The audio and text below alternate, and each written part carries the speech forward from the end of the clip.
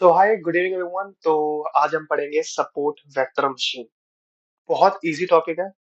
कहानी में समझेंगे, ठीक है।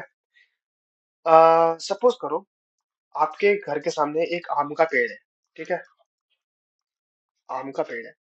उस आम के पेड़ में इस साइड पके हुए फल है। मतलब यहाँ पे पके हुए आम है और यहाँ पे कच्चे आम है। तो आप क्या करते हो? पके हुए फल को तोड़ लेते हो और कच्चे हुए फल को नहीं तोड़ते, मतलब उसको पकने के लिए छोड़ देते हो। तो इसका मतलब क्या है कि आप सेपरेशन कर रहे हो। आप एक सेपरेशन खींच रहे हो कि इस साइड जो भी पके हुए फल है, जो भी साइड मतलब जो भी इस साइड पके हुए आम है, आप उनको तोड़ लेते हो। और इस साइड जो कच्चे हुए आम होते हैं, उनको आप रहने देते हो। तो यहीं पे सपोर्ट वेक्टर मशीन काम करता है। वो डेटा पॉइंट्स को सेपरेट करता है, जिसे कि हम अ, ये पके हुए और कच्चे हुए आम में सेपरेशन कर रहे हैं। अभी काम कैसे करता है? जो डेटा पॉइंट्स है ना, डेटा पॉइंट्स डेटा पॉइंट्स को रिप्रेजेंट करता है हाई डायमेंशनल स्पेस में। अब अब हम डायग्राम पढ़ेंगे, डायग्राम देखेंगे तो उसमें पता लगेगा डायमेंशनल स्पेस क्या चीज है।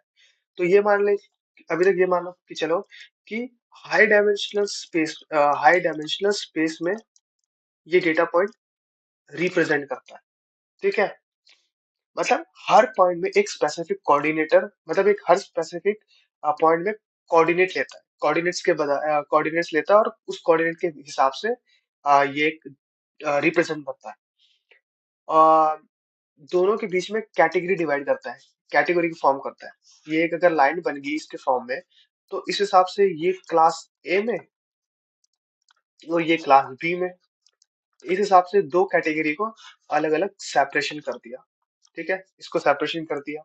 सपोर्ट वेक्टर चूज करता है ये जो डेटा पॉइंट्स है, जो मार्जिन, एक मार्जिन बिठाता है और इस मार्जिन से ये देखता है कि इस वाले मार्जिन से और इस वाले मार्जिन से जो सपोर्ट वेक्टर की जो वैल्यूज है, वो किसके अंदर लाई कर रही है, क्लास ए के अंदर या क्लास बी के अंदर,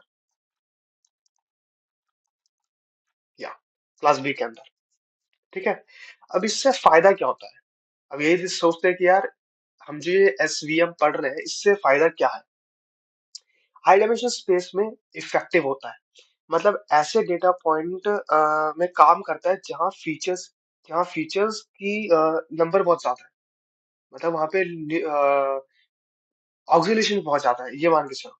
लॉ लीनियर डेटा हैंडल कर सकता है, जहाँ पे कर्नल्स वगैरह यूज करते हैं। एंड ओवरफिटिंग से, सबसे बड़ी बात है इसमें, ओवरफिटिंग से बचता है ये, ठीक है। और इसकी लिमिटेशंस क्या है? लिमिटेशंस कुछ नहीं है, बहुत सिंपल सी लिमिटेशंस है। अगर लिमिटेशन की बात करें तो इसमें लिमिटेशन है, ट्रेनिंग जो टाइम है वो स्लो है। मतलब स्लो ट्रेनिंग टाइम है, ठीक है। Slow training time.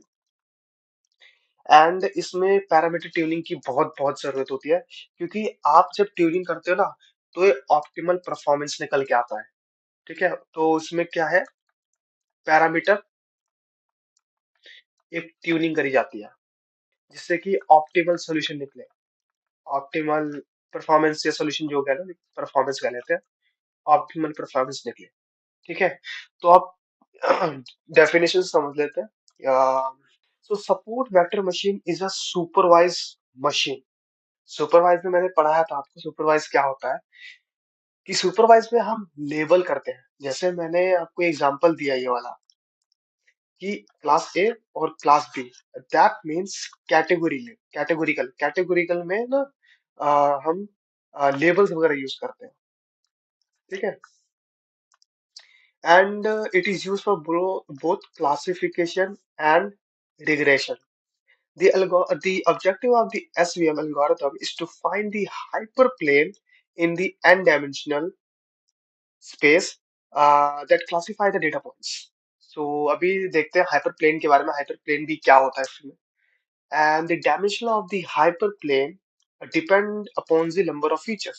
Number of features का मतलब ये है कि जो data points के अंदर जो features हैं, ये उसके ऊपर डिपेंड कर रहा है।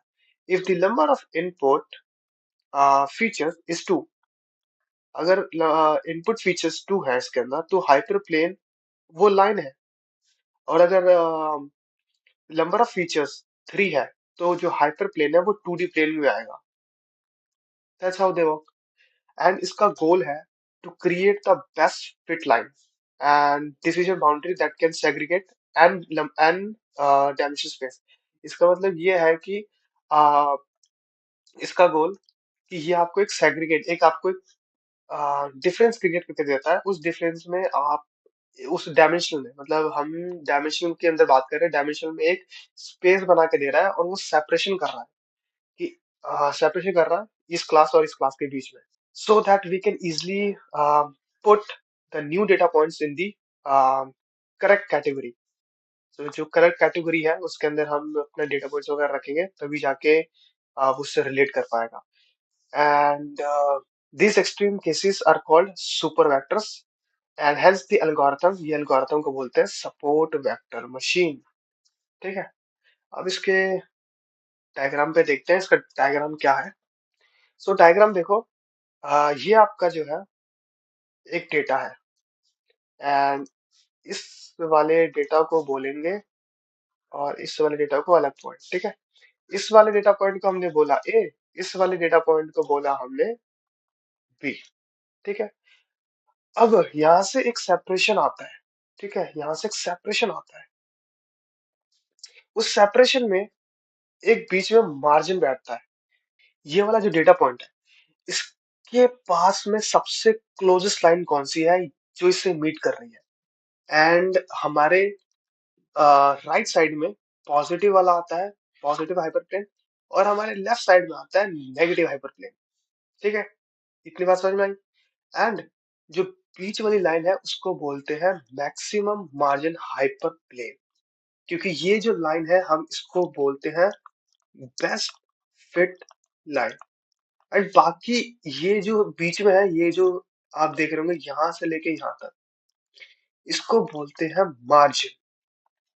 क्योंकि मार्जिन है दोनों के बीच में, तभी तो इन दोनों के बीच में डिफरेंस क्रिएट कर रहा है, तभी तो हम एक दूसरे को सेपरेशन कर रहे हैं क्लास ए और क्लास बी में। ठीक है, अब इसके टाइप्स क्या होते हैं, तो एक टाइप है नॉन लीनियर और एक टाइप है लीनियर। सो इसको समझते हैं, लीनियर एसवीएम क्या है। Used for linear separable data, which means if the dataset can be classified into two classes by using a single straight line, and that means कि हमारा जो डेटा सेट है, ये हमारा जो डेटा सेट है वो क्लासिफाई हो सकता है दो क्लासेस में bye using a single straight line. ये सिंगल स्ट्रेट लाइन है, सिंगल स्ट्रेट लाइन में दो क्लासेस हैं, ए और बी। तो ये क्या हुआ, लीनियर हुआ, तो इसको हमने बोला लीनियर। अब यहीं पे बात करते हैं नॉन लीनियर की। Used for non-linear separable data, which means if the data set cannot be classified in by using a single straight line, such that data is termed as a non-linear SVM। अगर data जो है, अब ये जो linear है, ये ना ये 2D में आता है, बट नॉन लीनियर 2D में नहीं आता, उसको कंसीडर नहीं करते। उसका जो डायमेंशन बनता है थोड़ा सा आ, अजीब सा ही है, बट मैं आपको दिखाता हूँ ये एक्चुअली में वर्क कैसे करता है। आ, हाँ ये देखो, ये है हमारा लीनियर, ये हमारा लीनियर है क्योंकि इसमें ना, इसमें 2D, इसमें 2D स्पेस वगैरह क्रिएट करते हैं। हाँ, तो देखो, तो ये ना लीनियर सपोर्ट वेक्टर मशीन है। अब इसमें है क्या, हमने दो क्लासेस ली, हमने एक डेटा सेट लिया जिसमें क्लासेस, इसका क्लास का नाम है ग्रीन और एक क्लास का, सॉरी, एक क्लास का नाम है ग्रीन और एक क्लास का नाम है ब्लू। ठीक है, मान के चल लिया। अब ये ब्लू के पास x2 फीचर है और ग्रीन के पास x1 फीचर है। अब हमने इन दोनों का डेटा ले लिया। अब इन दोनों डेटा को हमने एक डायमेंशन में डाल दिया, हमने एक डायमेंशनल में डाल दिया। वो डायमेंशन को बोलते हैं डायमेंशनल स्पेस।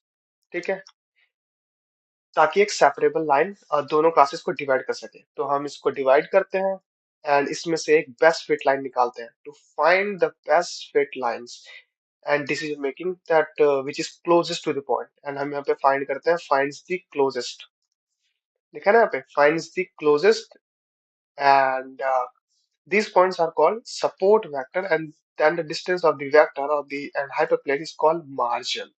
ठीक है, जैसे मैंने ऊपर बताया आपको कि मार्जिन होता क्या है इसमें।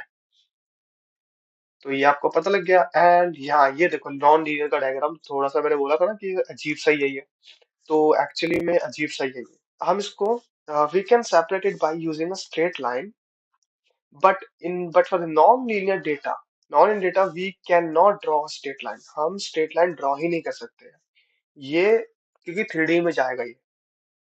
वी कैन ऐड, इसमें हम ऐड करते हैं, we can add one more dimensional, हम इसमें एक और डायमेंशनल यूज करते हैं।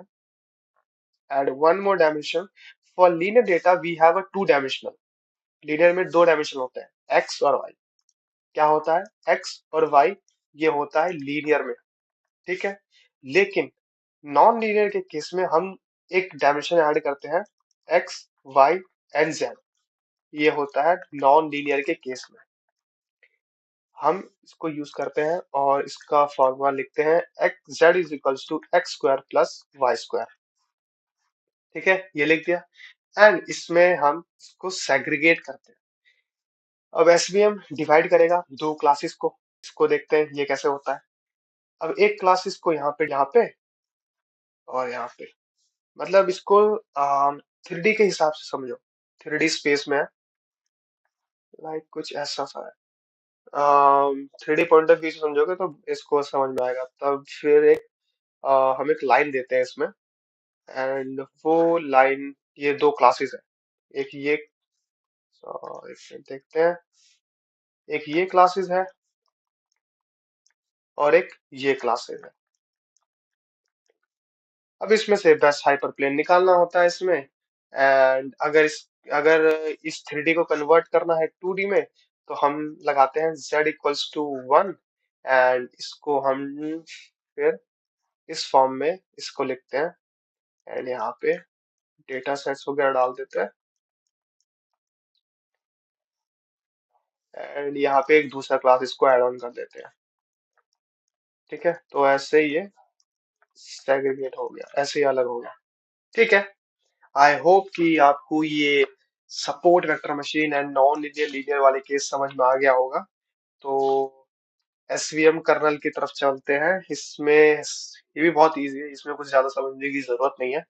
ठीक है, SVM kernel function that takes the low dimensional inputs, समझना इसमें क्या लेते हैं हम, इसको समझते हैं। लो डायमेंशनल इनपुट, जो स्पेस लेते हैं, स्पेस एंड ट्रांसफर, ये ट्रांसफर किसमें होता है, हाई डायमेंशनल स्पेस में, बस लो से हाई तक लेके जाता है। It is the most useful in non linear separable problem, क्योंकि नॉन लीनियर में हमने क्या किया था, हमने एक 3D को, एक 3D को हम 2D में लेके आए थे, तो उसमें क्या था, हम लो को हाई में लेके आ रहे थे।